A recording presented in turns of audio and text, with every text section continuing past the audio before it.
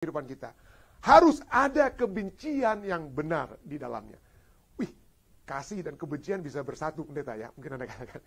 Dalam satu kasih yang nyata, harus ada kebencian yang benar. Righteous hate. Righteous hatred in love. Bagaimana bisa kasih dan kebencian itu bersatu, pendeta?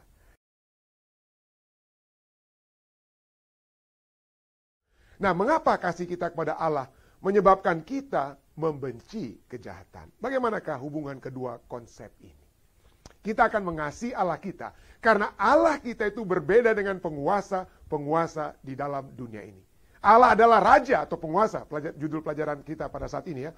Kita seringkali diromantisasikan dengan para penguasa. Kita seringkali dari sejak kecil kita sudah berpikir tentang waduh bagaimana jadi pangeran ya, menjadi putri, menjadi pangeran, atau menjadi raja atau ratu. Waduh, kita dinabobokan, diromantisasikan dengan apa ya, dongeng-dongeng yang mengagungkan para raja-raja yang ada di dunia ini ya.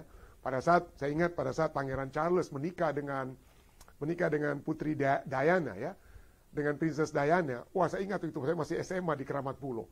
Setelah sekolah, saya pergi ke British Council. Kenapa? Karena disitulah saya ingin melihat kembali bagaimana Pangeran Charles dinikahkan dengan Putri Diana. Wah, 3 jam itu saya nonton di British Council. Pulang sudah malam dari British Council, dekat Jalan Tamrin atau apalah mungkin itu ya. Pulang sudah malam hanya karena ingin melihat seorang pangeran yang nantinya akan menjadi raja dan seorang ratu yang cantik yang bernama Putri Diana ya, Putri Diana. Tapi apa yang terjadi sekarang? Kita mungkin dengan dongeng-dongeng tersebut kita merasa ingin rindu menjadi ratu dan raja dan lain sebagainya. Tapi kalau kita lihat umat manusia saat ini di Inggris saja, mungkin kita di Indonesia atau di mana kita mengagung-agungkan raja-raja atau ratu-ratu. Tapi orang-orang di Inggris, sebagian besar mayoritas sekarang itu tidak lagi suka kalau ada monarki, ada kerajaan di Inggris. Mungkin karena mereka tidak suka dengan Pangeran Charles, dengan apa yang dia sudah buat kepada Putri Diana. Tetapi mereka merasa bahwa tidak ada gunanya. Tidak ada gunanya ini penguasa kami ini. Ya, mereka tidak punya kekuatan politik, tapi tetap saja uang pajak masyarakat Inggris itu ada yang dialokasikan untuk kesenangan para raja-raja ini atau orang-orang kerajaan ini. Sakit hati mereka orang-orang Inggris. Mereka tidak mau. Mereka tidak mau. Sudah hapuskan saja itu kerajaan itu. Tidak mau ada raja penguasa. Dan itulah umat manusia pada saat ini ya. Pada saat ini kita merasa bahwa siapa pemimpin di dunia ini yang kita sukai. Terus terang saja. Di Amerika ada Presiden Biden. Siapa yang 100% mau suka Presiden Biden? Di Indonesia ada Presiden Jokowi. Siapa yang mau suka Presiden Jokowi? Tetap saja ya. Kenapa? Karena ada mungkin hal-hal yang kita lihat dari para penguasa tersebut, dari raja atau presiden yang tidak apa ya, yang tidak sesuai. Awal mula-mulanya bagus, ujung-ujungnya tidak bagus. Mungkin itu yang dapat kita katakan. Ada kepentingan-kepentingan pribadi yang ujung-ujungnya dilakukan oleh para penguasa tersebut yang menyebabkan kita kecewa.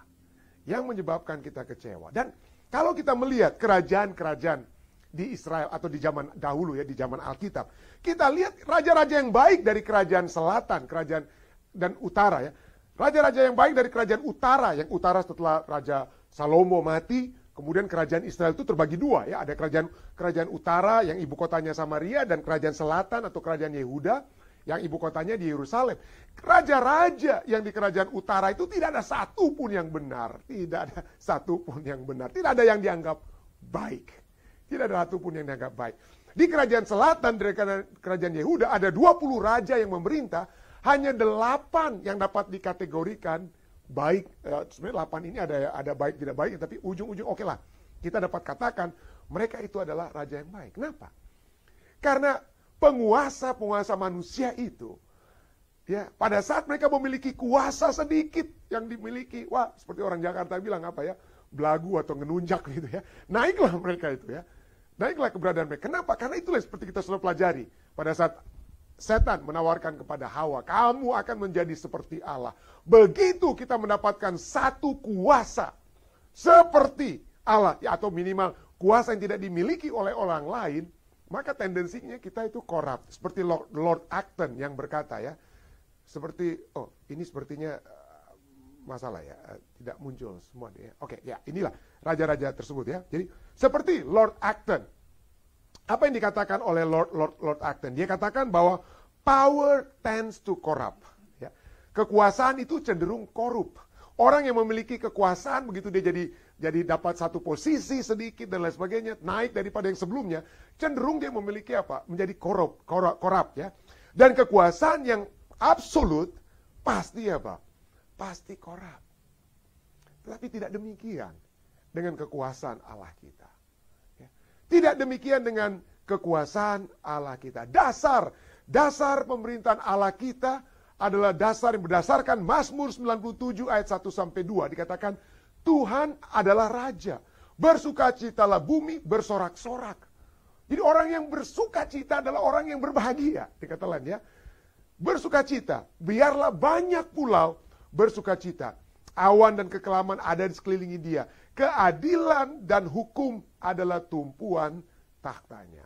Nah, kata di sini keadilan dalam bahasa Inggris terjemahkan righteousness atau dari kata tzedek, dari kata sadik, tzedek ya sering kita dengar ya. Rightness atau righteousness, kebenaran. Dia memiliki kebenaran, dia tidak melakukan kesalahan. Allah kita memiliki dengan kata lain keadilan atau kebenaran itu berarti tidak ada ketidakadilan yang dia lakukan. Tidak ada kesalahan yang dia lakukan. Yang dia lakukan hanyalah keadilan dan kebenaran. Apalagi ada hukum atau justice ya. Atau kata misfat, ada penghakiman. Artinya dia memiliki apa? Penghakiman, ada dasar untuk menghakimi dengan adil. Ada dasar untuk menghakimi sehingga tidak apa? Tidak ada yang salah dan benar. Tidak ada yang salah dibenarkan atau benar disalahkan. Keadilan itu berdasarkan satu set of rules, satu hukum. Hukum Tuhan yang sudah dinyatakan. Dengan kata lain, penghakiman tersebut berdasarkan hukum, itu hukum yang utama adalah hukum kasih. Kita sudah sering dengar ya. Segala kita bicara tentang apa ya? Kita misalnya bicara tentang hukum kasih. Apa sebenarnya hukum kasih itu? Kita sudah sering ulang-ulangi. Hukum kasih itu kalau kita menghormati Tuhan dan mengasihi sesama ya. Dan apa penjabarannya? Ingat di dalam Alkitab bicara tentang kasih dan kejahatan itu bukan satu ide angan-angan, tetapi satu tindakan yang nyata. Apa itu tindakan yang nyata kalau kita mengasihi Tuhan? Apakah kita memiliki ilah lain di hadapan Tuhan? Apakah kita akan menyebutkan nama Tuhan dengan sia-sia? Ya? Apakah kita akan membuat patung untuk kita sembah kalau kita menyatakan diri kita mengasihi Tuhan? Apa tindakan atau action kalau kita mengasihi sesama kita? Adakah kita mau membunuh? Ya? Adakah kita mau mencuri? Ya? Menjadi saksi dusta? Dan lain sebagainya. Jadi segala penghakiman Tuhan, keadilan, kebenaran Tuhan itu ada dasarnya. Dan dasar utama itu hukum. Dan hukum itu adalah berdasarkan kasih. Jadi penghakiman itu ada. Penghakiman itu karena adanya kasih. Tidak heran Mazmur 97 ayat kita katakan apa? Mazmur 97 ayat 8 katakan apa? Sion mendengarnya dan bersukacita. Putri-putri Yehuda bersorak-sorak oleh karena penghukumannya. Ya Tuhan. Jadi penghukuman Tuhan membawakan sukacita kepada siapa? Yang dihukum? Mungkin tidak. Tetapi yang merasakan ketidakadilan oleh sebab orang-orang yang jahat, yang menghukum mereka, mereka yang akan bersorak-sorai pada saat Tuhan menghukum orang-orang yang melakukan ketidakadilan, orang-orang yang melakukan kejahatan terhadap umat-umat Tuhan, terhadap putri-putri Sion. Ya, mereka akan bersorak-sorak saat penghakiman Tuhan itu terjadi. Jadi kembali lagi, mari kita lihat konsepnya. Konsepnya adalah bahwa keadilan dan penghakiman Allah, penghakiman yang berdasarkan hukum Allah itu menghasilkan sukacita bagi umat-umat Allah. Ya, menghasilkan sukacita bagi umat-umat Allah. Dan ini kita lihat bagaimana keadilan, penghakiman, dan kasih itu ya, bersorak-sorak itu selalu menjadi tema dalam kitab Mazmur. Itulah raja kita ya, yang adil ya, yang berdasarkan adanya hukum ya, bukan berdasarkan seringkali raja-raja itu di dalam dunia ini seperti kita sering dengar ya, seperti Raja Persia. Apa yang diucapkan oleh Raja Persia itu jadi hukum kan? Apa yang diucapkan Raja Persia itu jadi hukum. Jadi apa saja dia mau, kalau dia sudah ucapkan itu jadi hukum. Orang suka tidak suka, kalau rajanya suka itu dia buat. Tetapi tidak dengan Tuhan kita. Dia buat jelas mana itu hukum-hukumnya, mana itu ketetapannya. Dia nyatakan secara jelas, bukan semena-mena, bukan seenak-enaknya Tuhan kita saja ya. Bukan seenak-enaknya dia saja. Tapi keadilan dan hukum adalah tumpuan takhtamu. Kasih dan kesetiaan berjalan di depanmu. Berbahagialah bangsa yang tahu bersorak-sorak, ya Tuhan. Mereka hidup dalam cahaya wajah-Mu karena nama-Mu, mereka bersorak-sorak sepanjang hari. Dan karena keadilan-Mu, mereka bermegah. Dalam keadilan, dalam hukum Tuhan yang jelas itu, kita dapat bersukacita. Ya. Nah, pertanyaan berikutnya ya. Apakah kalau kita sudah melihat karakteristik Tuhan, karakteristik pemerintahan Tuhan sebagai raja, sebagai penguasa, keadilan, penghukuman, kasih, semuanya itu sudah kita lihat dari Tuhan kita. Pertanyaan bagi kita sekarang, apakah yang harus menjadi karakteristik umat Allah yang akan bersorak-sorak? Apa yang harus menjadi karakteristik dari begitu banyak karakteristik umat Allah? Kalau kita ingin bersorak-sorak oleh karena kita dibebaskan oleh Tuhan. Kita ingin bersorak-sorak oleh sebab keadilan dan hukum Tuhan telah ditegakkan untuk kepentingan kita yang menyebabkan kita bersorak-sorak. Artinya kita yang sudah dibenarkan. Kita bukan berada di pihak yang salah, tapi kita berada di pihak yang benar. Apa karakteristik dari pihak yang benar? Orang yang akan bersorak-sorak. Mazmur 97 ayat 10 katakan apa? Hai orang-orang yang mengasihi Tuhan, orang-orang yang berada di pihak Tuhan, bencilah kejahatan. Bencilah, bukan menjauhi. Bencilah kejahatan. Dia yang melihara nyawa orang-orang yang dikasihinya. Kalau kita membenci kejahatan, dikatakan Tuhan akan memelihara kehidupan kita, nyawa kita. Orang yang dikasihinya. Kita akan dilepaskan dengan kekuatannya. Yang penting kita memiliki satu keadilan untuk membenci kejahatan. Maka kita akan dilepaskan dari tangan orang-orang fasik. Dan ini diulang-ulangi, ya. Mazmur 97 ini juga merupakan bagian dari Mazmur 45 ayat 8. Engkau mencintai keadilan, Allah kita sendiri, Dia sendiri memiliki hukum. Dia apa? Kalau kita diminta, kalau saudara dan saya diminta untuk mengasihi Allah dan membenci kejahatan, hal yang sama yang Dia titahkan, yang Dia instruksikan, Dia kenakan kepada dirinya sendiri. Allah kita sendiri dikatakan apa? Mencintai keadilan dan membenci kefasikan atau kejahatan. Dan ayat Mazmur 45 ayat 8 secara letterlek itu diulangi dalam Ibrani 1 ayat 9. Ya, artinya ini adalah satu karakteristik Allah yang ada di perjanjian lama maupun perjanjian baru, dari zaman kekekalan sampai kekekalan, dan itu juga yang harus menjadi karakteristik saudara dan saya. Kita yang mengasihi Tuhan, benci kejahatan.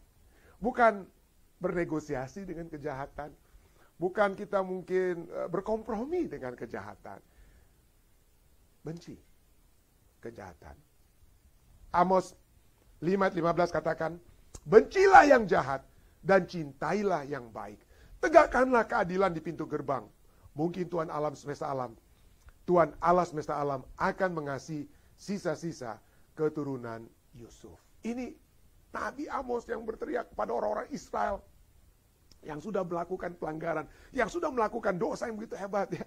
Dikatakan jangan hanya berhenti melakukan usaha-usaha untuk mencari kejahatan, tapi benci kejahatan tersebut dan mencintai hal yang baik. Ya. Jadi sekali lagi, ini satu action yang harus selalu dilakukan. Nih, ini poinnya ya. Di dalam satu kasih yang nyata. Dalam satu, kalau kita ingin menyatakan saya mencintai Tuhan, bagaimana mencintai Tuhan itu nyata dalam kehidupan kita? Harus ada kebencian yang benar di dalamnya. Wih, kasih dan kebencian bisa bersatu, pendeta ya. Mungkin Anda katakan. Dalam satu kasih yang nyata, harus ada kebencian yang benar. Righteous hate. Righteous hatred in love. Bagaimana bisa kasih dan kebencian itu bersatu, pendeta? Ya, pelajaran kita sudah katakan. Kalau kamu mengasihi Tuhan, benci. Dan di dalam kasih itu ada kebencian. Di dalam kasih ada kebencian. Gimana ini ya? Dengan kata lain, jika kita mengasihi seseorang, maka kita harus membenci kejahatan atau kesalahan yang menjadikan orang tersebut bersalah, yang menjadikan orang tersebut tidak dapat diselamatkan. Jangan kita katakan, saya mengasihi suami saya, pendeta. Saya mengasihi istri saya, pendeta. Tapi kalau dia serong-serong sedikit, ya oke lah, kan saya mencintai dia, pendeta. Gak apa-apa lah kalau dia main lirik-lirik perempuan lain atau lirik-lirik laki-laki lain. Well, kalau kita mengasihi seseorang, kita ingin kita bersama-sama dia dengan terus dalam kerajaan surga. Kalau kita mengasihi seseorang, kita harus rindu, kita sama-sama dibenarkan bahwa kita benar-benar mencintai seseorang tanpa peduli pada apa yang menghancurkan. Jangan tutup mata, saudara. Anak-anak kita mungkin melakukan kesalahan. Jangan kita bilang, aduh nanti sakit hati, nanti kita dibiarkan. Udah diam-diam aja lah kalau kesalahannya. Nah, tegur anak kita. Nah, ini bukan satu hal yang benar yang kamu lakukan. Ya. Kenapa? Kalau kita mencintai, kita jangan biarkan. Kalau kita mencintai, kita jangan tutup mata. Kita harus peduli kepada apa yang akan menghancurkan anak tersebut. Ya. Harus menyatakan dosa sebagai dosa. Ya. Harus menyatakan dosa. Dunia saat ini mencoba untuk mengakomodasi segala sesuatunya. Dunia mencoba untuk melihat segala sesuatu itu, well, kalau semua orang sudah lakukan, oke, itu sudah menjadi normal. Dinormalisasikan segala kejahatan, segala dosa yang dituliskan dalam Alkitab. Anak-anak umur 10 tahun di Amerika Serikat ini akan mempelajari buku yang judulnya It's Perfectly Normal. Ini sudah, tapi ada beberapa negara bagian Amerika larang buku ini ya. Tapi banyak tempat. It is perfectly normal. Normal, misalnya apa? Normal untuk menjadi apa saja yang kamu mau jadi. Kalau kamu mau jadi sebagai seorang gay, lesbian, bisexual, transgender, it's normal. It's okay. It's okay. Oke, kalau kamu tertarik, ingin melakukan hubungan seksual, walaupun kamu anak 10 tahun sekalipun, it's normal.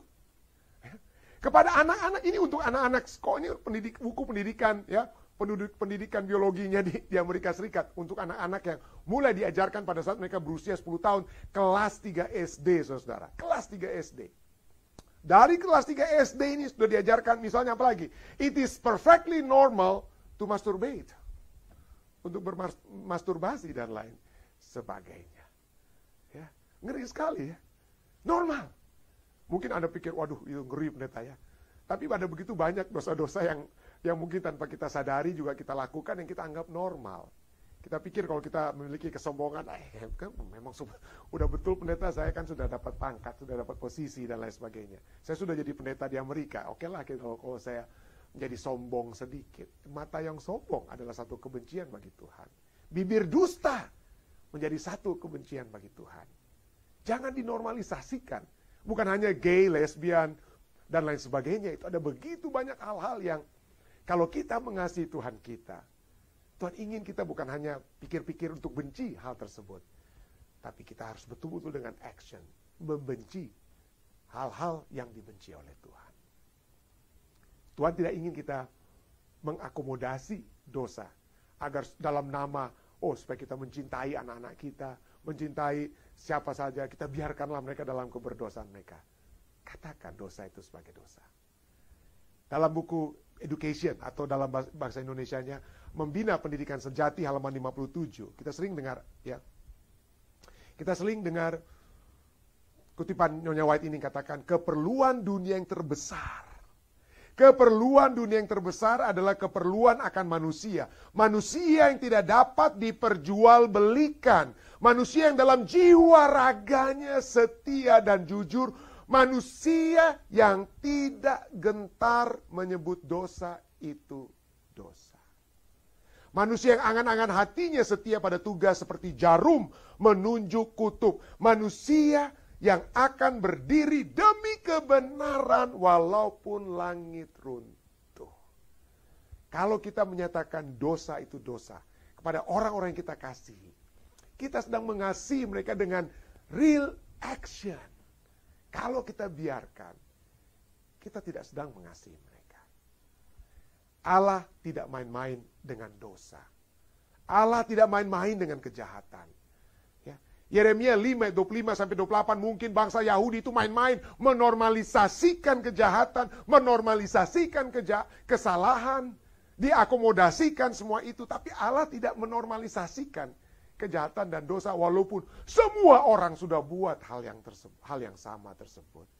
Yeremia 5, 25-28 katakan kesalahanmu, dosa-dosamu menghalangi semuanya ini, menghalangi berkat Tuhan yang dapat terjadi dalam kehidupan kita. Dosamu dan dosamu menghambat yang baik daripadamu. Yang baik itu tidak jadi baik yang seharusnya dimiliki karena adanya kesalahan-kesalahan dan dosa-dosa kita. Sesungguhnya, ayat 26. Sesungguhnya di antara umatku terdapat orang-orang fasik, orang-orang jahat, yang memasang jaringnya seperti ingin menangkap ikan begitu ya. Yang memasang jaringnya seperti penangkap burung, mereka memasang perangkapnya, mereka menangkap manusia. Seperti sangkar menjadi penuh dengan burung-burung, demikianlah rumah mereka menjadi penuh dengan tipu. Di samping itu mereka membiarkan berlalu kejahatan-kejahatan, tidak mengindahkan hukum. Kalau Tuhan tidak main-main dengan dosa, Tuhan mau kita juga tidak main-main. Tuhan mau kalau kita mengasihi Allah kita. Seperti Mazmur yang kita sudah pelajari tadi, bencilah dosa, bencilah dosa. Membenci dosa itu tidak gampang, saudara. Siapa yang tidak jatuh bangun kita semua ya dalam hal ini? Siapa yang tidak mengakomodasi dosa? Tapi marilah kita menyanyikan lagu yang tadi dinyanyikan di bagian terakhir di apa itu? Di mana lagunya, Saudari In? Maukah kita terbebas dari beban dosa? Ya, would you be free from the burden of sin? Bagaimana caranya? Dengan kekuatan kita? No. Because there's power in the blood. Power in the blood. Dengan kuasa darah Kristus. Darah Kristus yang menyucikan. Datanglah kepada Tuhan. Tuhan, saya masih bermain-main dengan dosa. Saya masih mengakomodasi dosa. Saya masih berikan saya kemauan dan kekuatan untuk mengalahkan dosa ini. Dan bahkan membenci dosa ini. Minta kuasa dari Tuhan. Kalau itu yang kita minta, Tuhan akan memberikan kuasa tersebut. Selamat bertemu kembali, selamat tahun baru bagi saudara dan saudari sekalian yang kembali pada saat ini di tahun 2024. Kembali dapat bersama-sama ya, di acara ibadah kita ini.